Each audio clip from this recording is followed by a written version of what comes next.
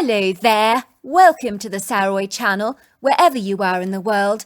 Loads and loads of love to each and every one of you. I do hope you're doing remarkably well and that you're in top form.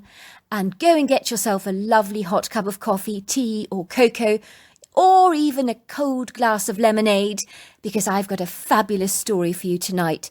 But before we get started, don't forget to subscribe to the channel, click the notification and the thumbs up. And let's get started with tonight's story. Dear Sarah and all your lovely listeners, my name is Michelle and I'm from North Carolina, where I was raised on a rather small farm in close proximity to a quaint, rather charming town. I grew up in my family home with my mother and father and my two younger sisters, Lola and Chloe.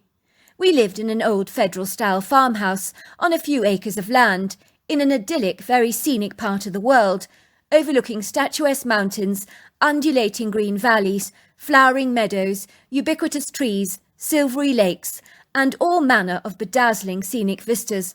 Growing up in the early 60s, my sisters and I adored riding our bicycles and visiting the old cemetery at the end of the precipitous, bumpy, uneven dirt road that was surrounded by acres of verdant turf and heavily flanked by vast areas of natural oak, pine and maple forest. For some reason we sought great enjoyment and pleasure in visiting the centuries-old graveyard and studying all the vintage antique gravestones. Sad to say that the old gravedigger who managed the grounds at the cemetery was a bad, grumpy, crotchety, cantankerous, ill-tempered man called Mr. Stevens, who despised and loathed children. There was something creepy and rather unpleasant about him, and my mother always wisely warned us to keep a safe distance away from him and not to let the man bully or intimidate us. "Why don't you kids leave the cemetery alone and go and hang out somewhere else," he said to us one day on one of our fleeting visits to the graveyard. "We like it here, Mr. Stevens," I told him defiantly, "and we have as much right to be here as you do. Besides, it's so beautiful here, and we enjoy looking at the gravestones, and we love the wood green." "Why can't you be like other little girls and go and play with your dollies?" "I'm 11 years old, Mr. Stevens. We're way too old to play with dolls." "Well, mind you keep out of my way," he said. "I have a grave to dig, and I don't need 3 rambunctious, boisterous kids gallivanting around the graveyard, causing all kinds of mayhem." "Who died, Mr. Stevens?" I asked, trying to make an effort to be friendly. "It's none of your business, little girl. Now get lost, will you?" "He's a horrible, crotchety, grumpy old man," I said loudly, hoping Mr. Stevens would hear me. "I heard that, young girl," snapped Mr. Stevens. "Watch yourself, little girl. You've got a mouth on you that wants shutting up, and if you're not careful, I'll do it for you." Ignoring Mr. Stevens' scathing remarks, we wilfully rode our bicycles down the smooth paved road of the cemetery to further afield, where the forgotten, abandoned old graves on site stood proudly like fallen heroes from an ancient time that were no longer remembered and were covered in moss, and even the dates and names were no longer discernible on the stones. We loved this particular part of the graveyard because it was so long-standing, historic and mysterious. "I don't think we should keep coming here," said Chloe. "I don't like Mr. Stevens. He's such a spiteful, old, mean man." Mum said we should never let grownups browbeat us into submission just because they're old. We need to stick up for our rights. "That man is a great big obnoxious bully," I said. "Michelle's right," agreed Lola. "We like coming here, and that nasty old codger can't stop us. Besides, I love it here. It's so peaceful and tranquil. It's lovely watching the cottontail rabbits hopping all over the grass and seeing the deer scampering everywhere. It's our special place to see birds and to go exploring. Why should Mr. Stevens ruin it all for us? After all, this land is accessible to everyone. He doesn't have an exclusive right to any of it." "Thanks, Lola," I said, giving my sister a grateful nudge. "I couldn't have put it better myself. This is indeed our quintessential unique place, even if it is a time-worn graveyard." I began to brush the moss away from one of the archaic-looking graves. "I wish we could see who this grave belongs to," I said.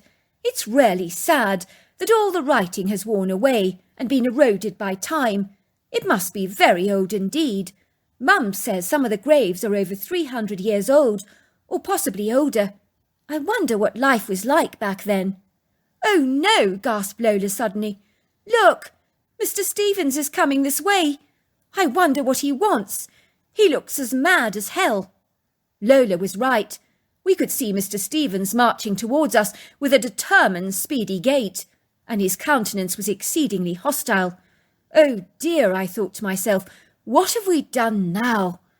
"You think that's funny, little girl," he said, looking at me with an infurious, indignant expression upon his face. "I know it was you, throwing all those pine cones at me a moment ago. I'm not amused, not in the slightest. Look at my face. Am I laughing? Of course I'm not, because it's not even remotely amusing. You're all trying my patience, and I'm at the end of my rope. You think I don't know what's going on? You're a nasty piece of work," he said, sneering at me. "I saw you all there, shadowing me behind that oak tree over there. I wasn't born yesterday, you know. If you've got nothing to do, go back home to play with your little dollies."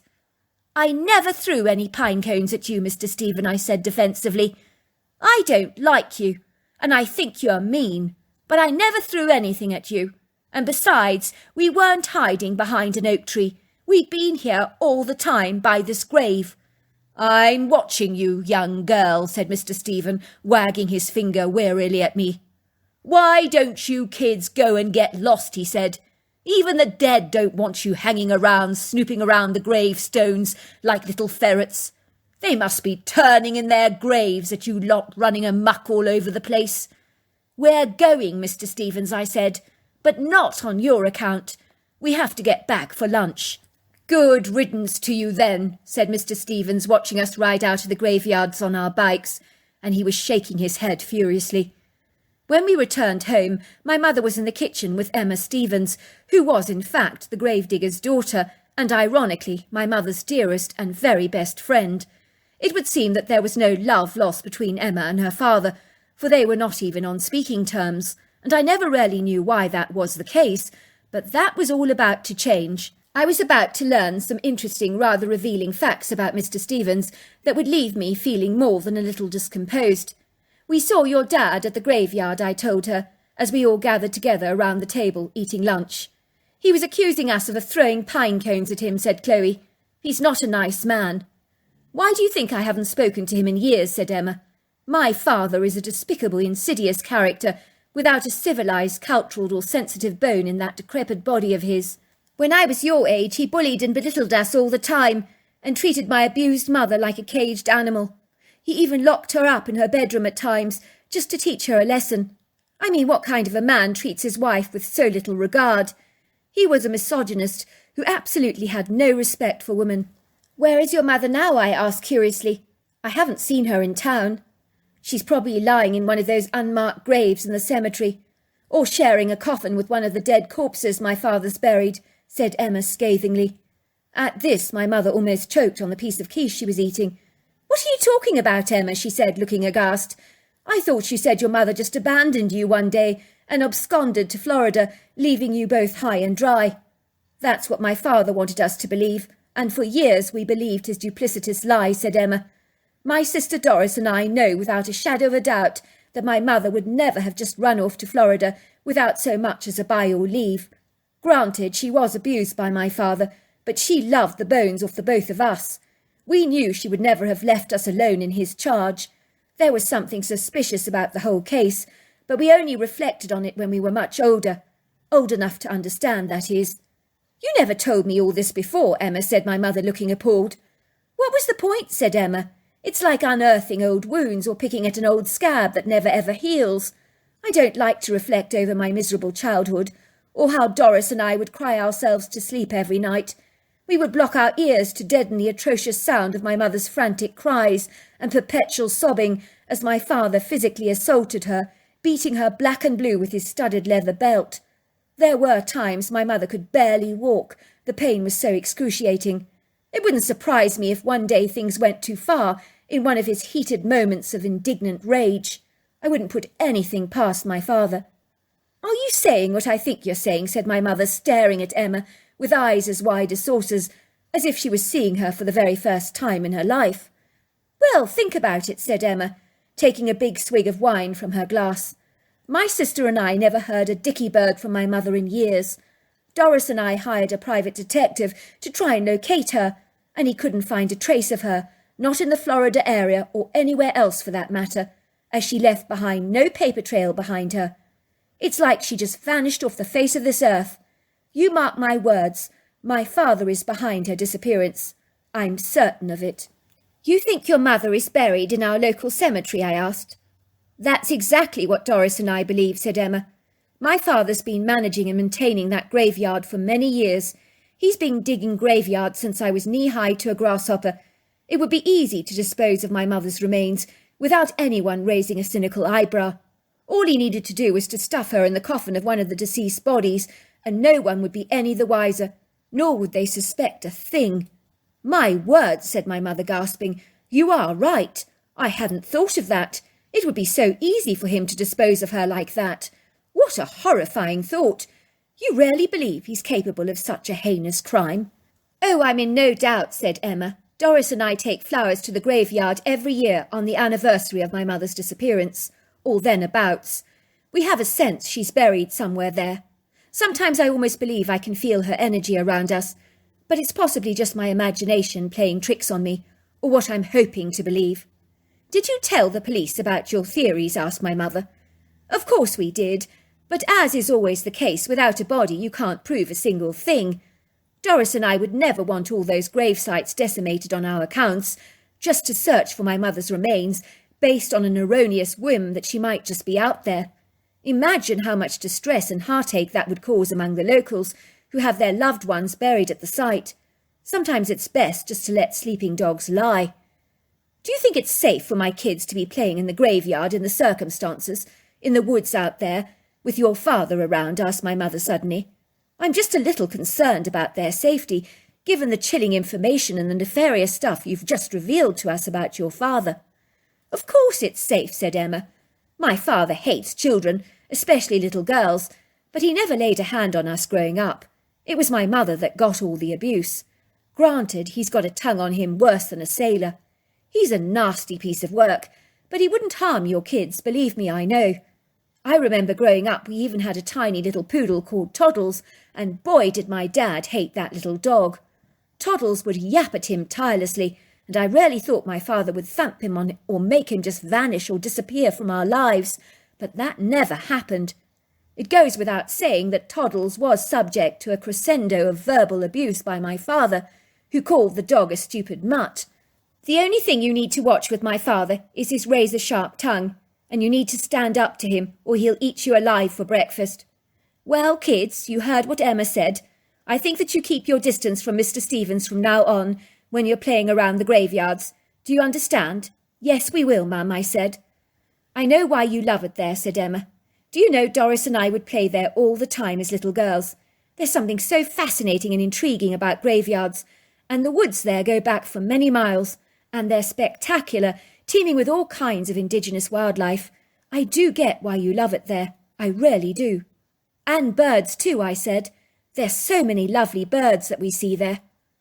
After Emma's stunning revelation about her father, from thenceforth we kept a cautious distance from Mr. Stevens, but it would seem that he was keeping a beady eye on us as well. "Stick to the tarmac, kids," he sniped, "and don't go riding your bikes on my green turf. I spend an inordinate amount of time keeping it in a pristine condition. I don't need the likes of you messing it all up with those wheels of yours." "We never ride our bicycles on the turf, Mr. Stevens," I protested indignantly. "You know we don't."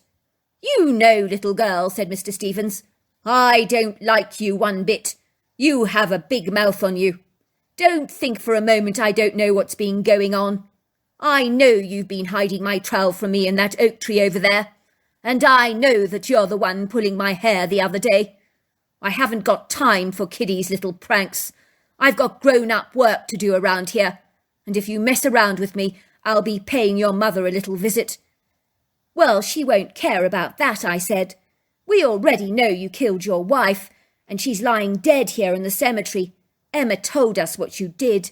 Mr. Stevens's face went as white as a sheet, and all the colour drained from his skin.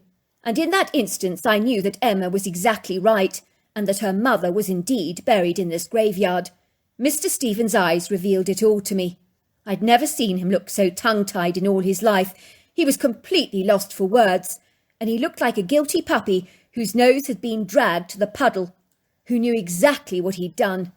"Get lost, kids," he shrieked, and we quickly scurried away on our bicycles, riding down some of the hiking trails into the wood green, until we arrived at the little stream, where we disembarked from our bicycle and took refuge on one of the smooth rocks, where we began to throw stones into the glistening water. "Do you think Mr. Stevens looks guilty?" I said. "Did you not see how white his face was when I mentioned his wife?" "Rather," said Chloe. "I know he killed her, even if it was just an accident." "I think he lost his temper and beat her so hard when she died," said Lola. "I'm certain that's what happened. I think Mr. Stevens is a bad man, but I don't necessarily think he's evil. There is a difference." "Look," I said to my sisters in excitement, "there's a male Blackburnian warbler. We'd wanted to see one of these birds for so very long, and so we all took turns with our binoculars to study the stunning bird. It was sitting on a branch, just chirping away happily. It had a gorgeous orange plumage on its throat and head, with streaks of black and white on the wings. "We must let Mum know what we saw," I said excitedly. "She loves these birds." Our whole family was indeed very keen on bird-watching, and over the last few years we had documented some unusual sightings of birds here at the cemetery. We clambered back hastily onto our bikes and began riding back through the forest towards the smooth tarmac paths of the cemetery. All of a sudden I told my sisters to stop and to park their bikes behind an oak tree, for I had seen something of interest. I cautioned for them to follow me very quietly, and we silently took cover behind a dense briar. We could see a small, dark, shadowy silhouette creeping behind Mr. Stevens, as Mr. Stevens was digging a grave. This thing, whatever it was, must have been about 3 foot tall, and was covered in long, flowing brown hair. I began to focus on the critter with my binoculars, and that was when I saw it. It was moving with such grace, and really rather reminded me of a wild boy, as it had overlong arms and a funny-shaped head, and it was covered in hair. I could see Mr. Stevens wiping his brow, as the sweat poured down his face, which he kept wiping away with the palms of his hands. I saw the wild boy surreptitiously creep up to Mr. Stevens' bottle of lemonade and whisk it away very quickly, and then I watched him bolt behind a large tree and keep its humorous deep-set dark eyes pinned upon Mr. Stevens. "Look," I said, giggling, "the wild boy has stolen Mr. Stevens' lemonade." We watched in amusement as Mr. Stevens went to look for his bottle of lemonade to quench his insatiable thirst, but it was nowhere to be found, and he looked very perplexed. I think he thought he was losing his mind, as he realised he must have left his lemonade in the cooler bag. I could see him shuffling around in the trunk of his black Volkswagen that was parked about 50 feet away from the open grave on the tarmacked road. We watched him bringing out another bottle of lemonade from the cooler bag, which he quickly gulped down thirstily in a few sips, as digging graves is indeed thirsty business. That was when we saw the funny wild boy again. He was returning the lemonade to its original position on the ground, and then he went to hide Mr. Stevens' trowel, placing it behind a large, rather elaborate, elongated gravestone. The wild boy then went to hide behind the tree to watch Mr. Stevens' reactions, and it was easy to see why he enjoyed pranking him so much, as his reactions were indeed hilarious to watch. We were giggling so much when we saw Mr. Stevens' forehead furrow deeply with wrinkles when he saw the lemonade on the grass lying where he thought he had initially left it. He began to scratch his head awkwardly as he stared at the lemonade with a rather stunned, baffled expression upon his face. He was definitely wondering to himself if he was actually losing his mind. We watched him looking around for his trowel. Now where had he put it? He looked very muddled, and then he finally recovered it behind one of the gravestones. Once again, he looked at the large gravestone and at the trowel, and began to shake his head in frustration. I think he really was wondering why he had put it in such an obscure place. I warmed immediately to the wild boy, because he had the guts to play tricks on Mr. Stevens, which was something I would not have had the bottle to do myself. In the days that followed, we heartily enjoyed coming to the graveyard, as there had been some highly amusing episodes with the wild boy, who had pulled some hilarious stunts on Mr. Stevens, such as removing the cap off his head when he wasn't watching, and pinching his sandwiches and drinks, as well as always hiding his trowel. I'm convinced Mr. Stevens thought he must be going senile. One day the wild boy, who was hiding behind a large oak tree, began to hurl an avalanche of pine cones and acorns at Mr. Stevens just for fun. I could see the man was not amused and looked incredibly infuriated. This time he knew he was not losing his mind and had detected something moving behind the oak tree, which I'm sure he thought was me. I was standing too far away to see what he was actually saying, but I am certain he was mouthing all kinds of nasty obscenities, like, "I'll get you, you nasty little kids. Just wait." Mr. Stevens was marching furiously towards the oak tree, oscillating his arms in a seething manner, and his body language left little to the imagination, because it depicted a man that was totally incensed. He lunged swiftly behind the trunk and grabbed the unsuspecting victim by the hair, pulling the bemused little wild boy away from its hiding place towards him. The wild boy let out a huge, ominous howl that was so incredibly loud it reverberated through my chest, literally causing the ground to vibrate from its tonal capacity, and the sound echoed throughout the forest, travelling very far. Mr. Stevens released the wild boy from his grasp with a horrified expression upon his face, for indeed he had no idea what he was beholding.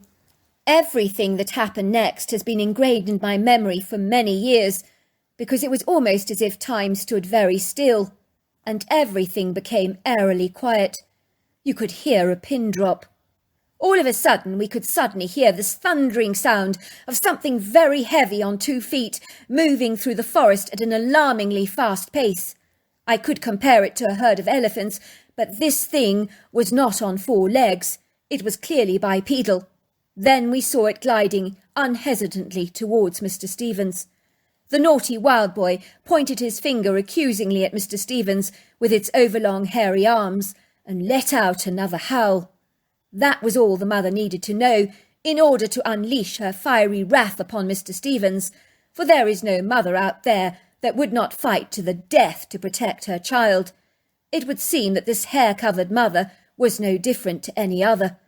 Mr. Stevens had dared to touch her child, and she was about to show him the cost of his iniquity. I could see Mr. Stevens was shaking violently. I almost felt sorry for him. He seemed paralysed by fear, because he did not attempt to run away, nor did he even scream. I must confess I marvelled at this wild woman. I thought she was marvellously beautiful. She was tall, majestic and lofty, with a very slim, lean body, overlong arms and long, flowing chestnut-brown hair, much like her son's, that gleamed in the mid-morning sun. I do vividly recall that her head was shaped like a dome. It blended seamlessly into her shoulders, and I didn't discern a neck, for if she did have one, it must have been very short. The wild woman lunged towards Mr. Stephen unhesitantly, and she tossed him in the air like a frisbee, catching him halfway. And then she deliberately rolled him into the open grave, and let out a raucous scream, which sounded so terrifying, almost like a woman being murdered. Then the wild boy climbed upon her shoulders, and she glided away, moving from the graveyard as if she was floating. That was how graceful she was. Once the wild woman had gone from our sight, my sisters and I ran towards the open grave, and we could see that Mr. Stevens was groaning, and was clearly in agony. "Are you all right, Mr. Stevens?" I asked, glancing down at him in the grave. "All right," snapped Mr. Stevens. "Do I look all right, you stupid girl? Of course I'm not all right. You'd better call the ambulance." When the ambulance arrived and asked Mr. Stevens what had happened to him, he began to talk about monsters tossing him in the air and rolling him into the grave, and everyone thought Mr. Stevens was either going mad or was seriously concussed. Fast forward to a few weeks, and Mr. Stevens was laid up in a hospital bed, having broken his ankle, and was feeling very sorry for himself. I gather that his daughter Emma did finally go and visit him, but she told us that she thought her father was going seriously mad because he kept talking about an ape-like monster attacking him at the gravesite, and being too scared to ever go back, because next time the monster would definitely kill him. As you can imagine, we never told anybody about the wild boy and his mother. Not because we gave a jot about whether people would believe us or not, or whether they would laugh at us, but because we liked the wild boy and his mother, and we didn't want them to get into trouble or come to any harm. So I guess you could say we were quite protective over them. Needless to say, Mr. Stevens packed up his job as caretaker of the local graveyard, and he moved away from our neck of the woods, and no one knew what had happened to him, because he was never heard from or seen again in our small town. There was, of course, idle speculation among many of the folk there that suggested that he'd moved to Florida. I'm glad to say we enjoyed many more exciting trips to that graveyard without being disturbed by the likes of Mr. Stevens. But I'm sorry to say we never encountered the wild people again, although we always hoped that we would. All these years later, I know the wild people we met, or at least we saw, were Bigfoots. So there you are. That's my story. What an incredible story. If you liked the story, don't forget to subscribe to the channel. Until next time, goodbye and good night.